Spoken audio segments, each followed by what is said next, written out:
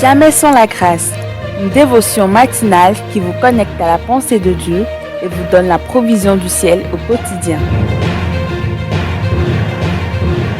Une nouvelle journée, une nouvelle provision. Bienvenue à votre dévotion de ce jour, fidèles auditeurs de Jamais sans la grâce. Cette semaine, nous parlons du prix à payer, nous parlons de la croix. Et ce matin, j'aimerais que nous lisions dans Matthieu 16, verset 23. Et nous prions.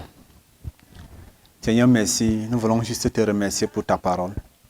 Elle est puissante en elle-même.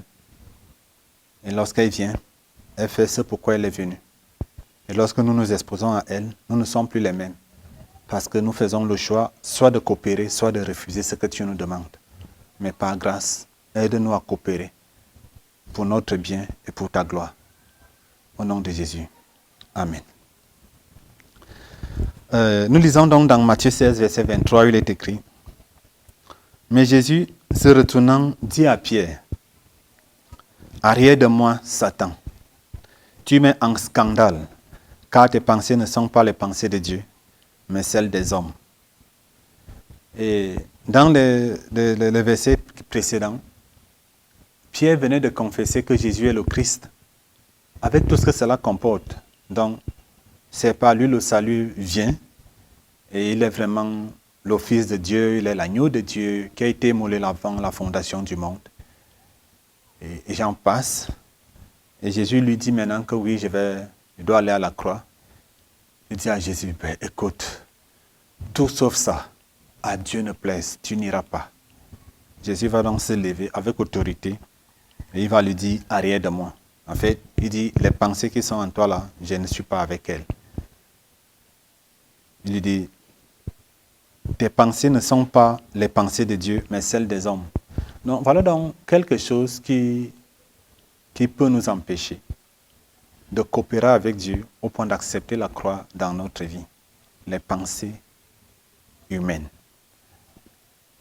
L'homme naturel pense la vie en dehors de Dieu, en dehors de l'éternité. C'est comme s'il a 1000 ans à faire sur terre. Peut-être certains, en voulant accumuler, ne pensent même plus à l'éternité. Et dans 1 Jean 2, le verset 15 à 17, il est écrit « N'aimez pas le monde, ni ce qui se fait.